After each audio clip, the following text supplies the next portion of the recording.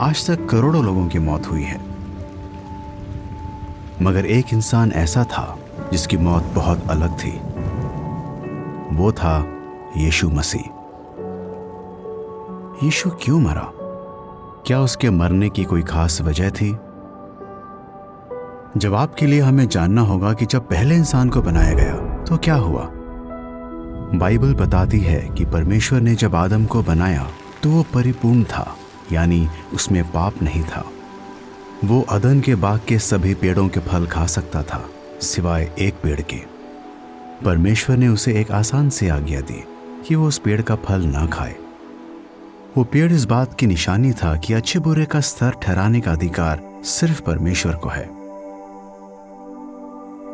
अगर आदम यहोवा की आज्ञा मानता तो वो खूबसूरत धरती पर हमेशा तक जी सकता था।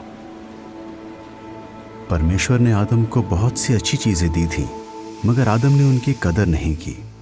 उसने परमेश्वर की आज्ञा तोड़ने का फैसला किया, इसलिए उसने हमेशा तक जीने का मौका गंवा दिया। लेकिन इसका बुरा अंजाम सिर्फ उसी को भुगतना नहीं पड़ा, उससे सभी इंसानों को विरासत में पाप मिला, जिस वजह से उनकी मौत होती है। इंसान अपने आप पाप और मौत से छुटकारा नहीं पा सकते। उन्हें किसी और की जरूरत है जो उन्हें छुड़ा सके। इसलिए यहोवा ने ऐसा चमत्कार किया कि स्वर्ग से उसका एक परिपूर्ण बेटा धरती पर इंसान के रूप में पैदा हुआ।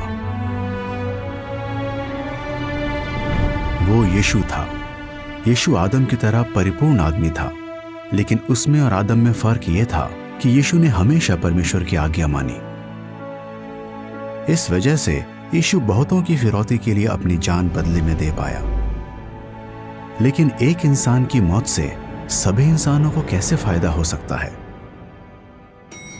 मान लीजिए एक बड़े कारखाने का मैनेजर कंपनी का पैसा चुरा लेता है।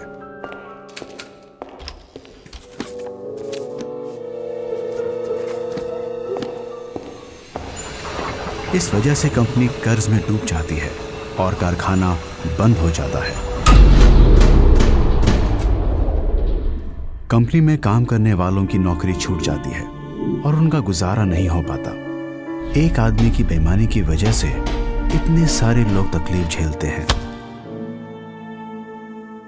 मगर तभी एक दरियादिल आदमी को उन सब लोगों की हालत पर दया आती है। वो कंपनी का कर्ज चुका देता है और कंपनी को दोबारा खुलवाता है।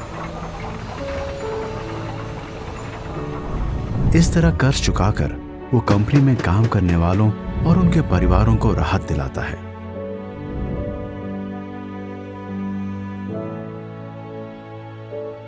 आदम उस बेईमान मैनेजर की तरह है। वो बगावत करके पाप के भारी कर्ज में डूब गया और यही पाप अपने बच्चों को भी विरासत में दे गया। यीशु उस दरियादिल आदमी की तरह है। उसने अपना परिपूर्ण जीवन देकर पाप का कर्ज चुका दिया और हमें से हर एक के लिए हमेशा की जिंदगी जीने का मौका दोबारा खोल दिया। आप शायद सोचें, यीशु अब क्या कर रहा है? वो भविष्य में जो करने वाला है उससे आप कैसे फायदा पा सकते हैं?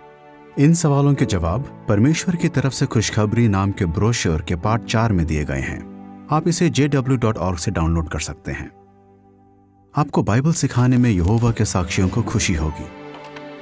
बाइबल अध्ययन के लिए आप ऑनलाइन गुजारिश कर सकते हैं। आप जहां भी हों, आपके समय के मुताबिक यहोवा के साक्षी आपसे मिलने जरूर आएंगे।